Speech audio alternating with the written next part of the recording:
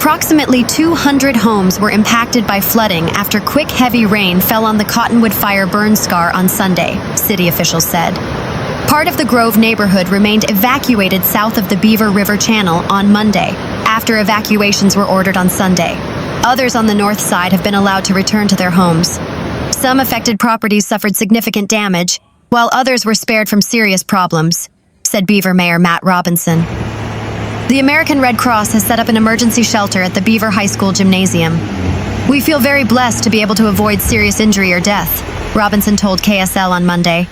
The amount of water that came out of the Beaver Canyon yesterday, it's hard to explain. I mean, we've all seen pictures and videos. I saw some of it with my own eyes. It was incredible. Sunday's storm dumped 59 inches of rain within 45 minutes near Eagle Point Resort, in the middle of the Cottonwood Fire burn scar, KSL meteorologist Matt Johnson said. That sent excess water and debris into the Beaver River, which topped a diversion dam in Beaver Canyon as it made its way down to the city. Some residents had to be rescued from their rooftops as water and debris came rushing down. A section of I-15 was closed for hours as water and debris covered the roadway. KSL Chopper 5 flew over the flood damage Monday morning, witnessing sections of State Route 153 in the canyon covered with mud and debris, while some appeared to be washed out entirely. The highway was already closed because of the fire.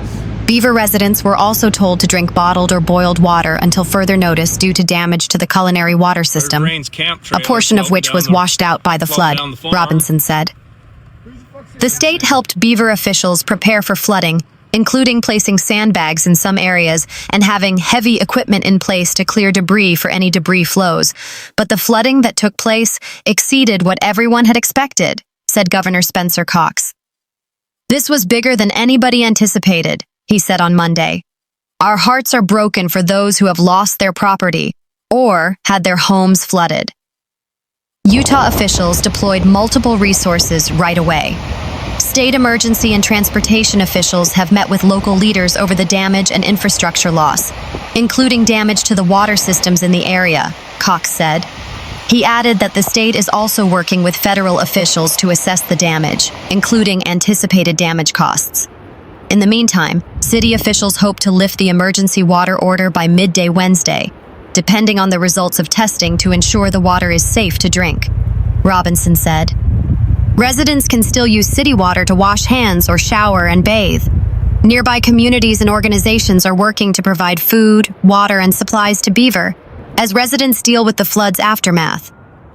People are really amazing, the mayor said.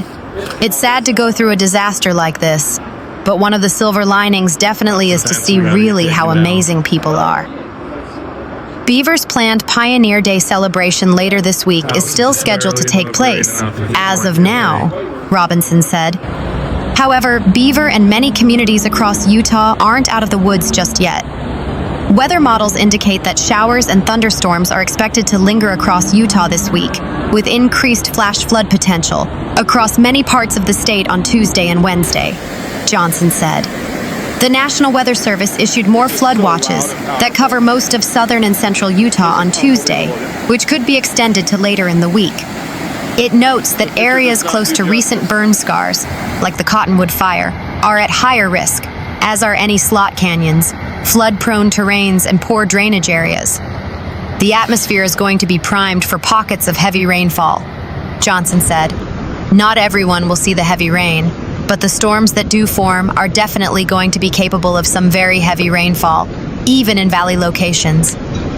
A fire captain, his wife, and their 3 sons have died after a flash flood in southern Utah.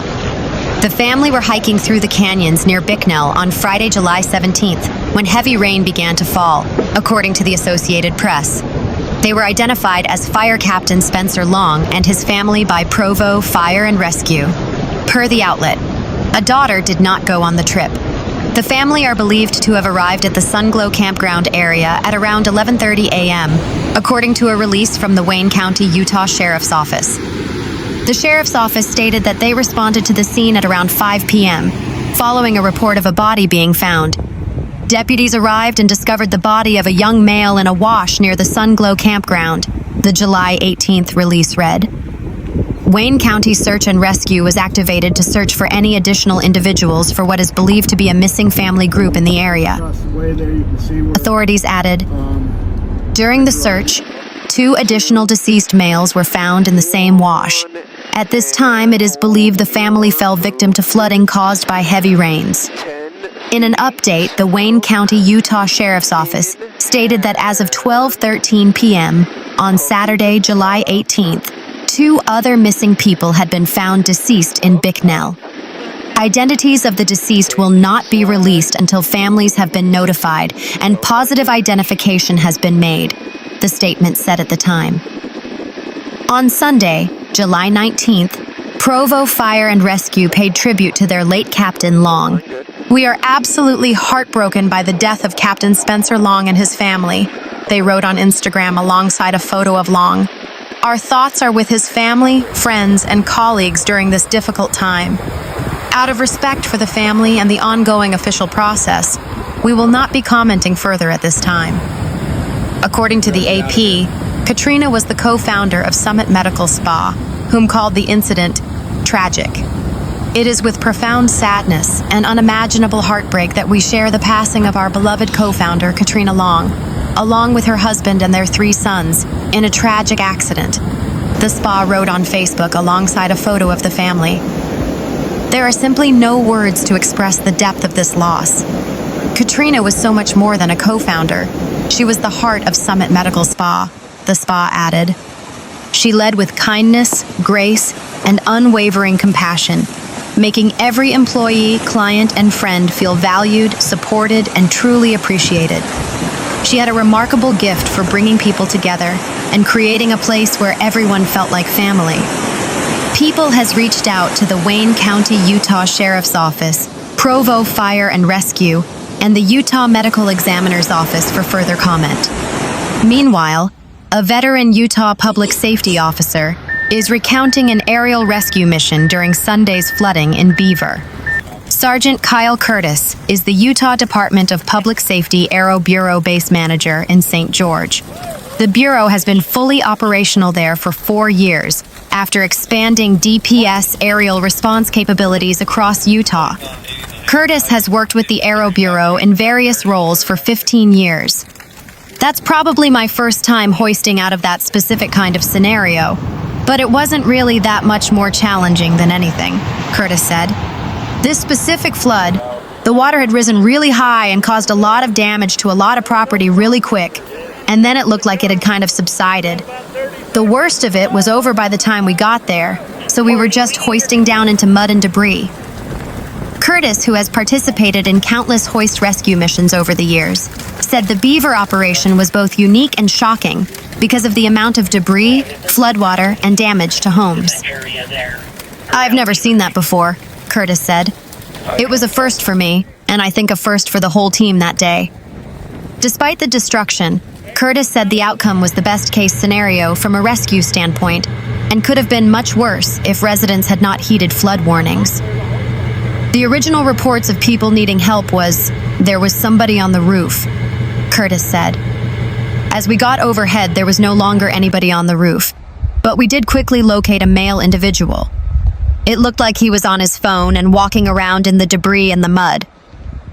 Working as the rescue specialist, Curtis was lowered into the flooded area and ultimately hoisted a woman to safety after a medical device she relied on was damaged when floodwater entered her home. "I feel like we've prepared over the years for this, and switching out the scenery and maybe what's happening doesn't really change the basics and the dynamics of being able to do a good hoist and to do it safely," Curtis said. "It's something we take very seriously. We love going out and helping people in need, especially in situations where there often aren't many other options for that rescue. It's something we take very seriously, and I feel like we're very safe at doing it. We've got a lot of support in the state, and we appreciate that." During a news briefing Monday morning, local and state officials said there were no fatalities from either the Cottonwood Fire or the flooding. Officials said the mudslides and flooding compromised every home in the Grove area down to Interstate 15.